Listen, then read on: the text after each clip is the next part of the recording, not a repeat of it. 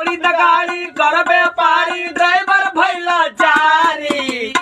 काहे कि सब मालिक देत बानो वैलावे पर गाड़ी, ओहो फोनावे पर गाड़ी। सब मालिक देत बाटे फोनावे पर गाड़ी, हो वैलावे पर गाड़ी। ये बबुआ कैसे? अरे ड्राइवर भाई कमजोर बा, मालिक कहे कि चोर बा। ड्राइवर भाई कमजोर बा, मालिक कहे कि चोर बा। और खाना खोराकी कम बा, तनखा कहे कि बंद बा। खाना खोराकी कम बा, तनखा कहे कि बंद बा।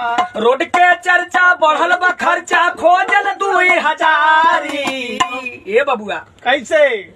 यदि जो चाहे चिचोला बॉर्डर चल जा, रामानुजगंज बॉर्डर चल जा, लालकोला बॉर्डर चल जा, कहे रास्ता में आरटीओ मिल जाओ, कहता है कि 2000 लेके आओ, नहीं तो 20,000 के चलान फर जी। यदि जो 20,000 के चलान फरवा लवा तो मालिक तरह के हटा दी है। एकरा से ड्राइवर लाचार होकर के 1000 2000 बांटा तरे बबुआ, बाकी खाना खोराकी लग पैसा नहीं खे बचत।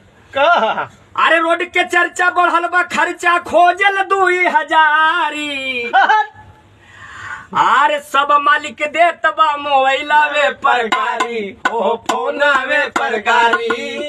सब मालिक देत बा मोबाइलावे पर गाड़ी।